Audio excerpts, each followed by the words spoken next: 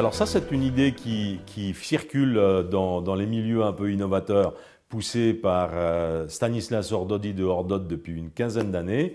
Dit, mais attention, il y a le financement en fonds propres, il y a le financement bancaire, mais en fait, est-ce qu'on ne pourrait pas imaginer une solution partenariale, justement de partage de profits et pertes, où un créancier prendrait un risque sur une partie des résultats? C'est-à-dire, on se met d'accord que, d'accord, mon crédit est rémunéré à 3%, mais si jamais l'entreprise a un problème, je suis d'accord, enfin, je signe un contrat que je prends une partie de perte, donc je suis d'accord que pendant des années de mauvais résultats, mon crédit est rémunéré à 2%, ou peut-être même à 1%, ou peut-être même à 0%. Par contre, quand les résultats vont bien, ben, ça sera 4, ça sera 5, ça sera 6. Donc c'est une manière un peu de bâtardiser, si vous voulez, l'idée du crédit, mais ça rend le partenaire financier, partage de profits et pertes. Je pense que là, il y a, bien sûr, il y a une réflexion économique qui est en cours, il y a une réflexion en matière fiscale, il y a une réflexion en matière de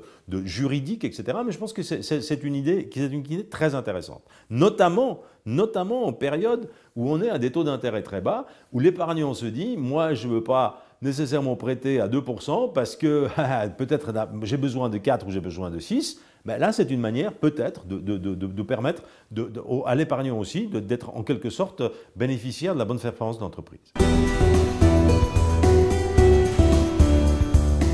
Une autre manière d'augmenter le contexte de la variété des partenaires financiers des petites et moyennes entreprises, mais encore une fois plutôt de moyennes que des micros, ce sont l'établissement des passerelles entre les grands réservoirs d'épargne, notamment les fonds de pension, les fonds d'assurance vie, qui accumulent des sommes en millions ou en milliards par rapport aux entreprises qui ont besoin souvent de 1 ou 2 millions, etc. Là, il y a un travail de nouvelle intermédiation avec peut-être des fonds d'investissement ad hoc. On ne va pas vers le venture capital parce que le venture capital, qui fait à peu près la même chose, mais le venture capital, d'un côté, cherche très souvent à prendre le contrôle de l'entreprise. Là, il ne s'agit pas de prendre le contrôle de l'entreprise.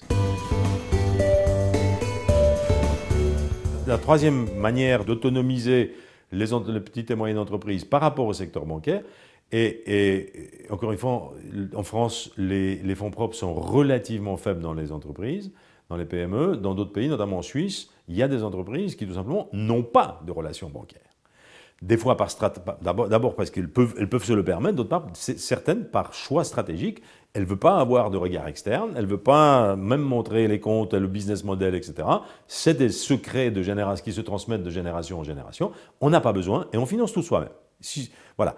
Alors, pour arriver à ce stade, ça relève aussi d'une politique publique en matière de fiscalité, et notamment en matière de fiscalité au moment de la transmission des entreprises. Parce que c'est clair que si l'entreprise, au moment de changement de génération, changement de propriétaire, il faut financer la contribution fiscale parce qu'il y a des uns qui s'appauvrissent, les autres qui achètent et d'autres qui vendent, et que ça fait des transactions importantes et que ça fait des plus-values à payer, etc., ça pompe les fonds propres de l'entreprise. Donc ça, c'est la première chose. Et la deuxième, des encouragements, alors au cours des ans, augmenter l'encouragement à des investissements que fait l'entreprise avec ses fonds propres. Donc je crois que c'est des chantiers qui sont ouverts en France et dans d'autres pays de l'OCDE.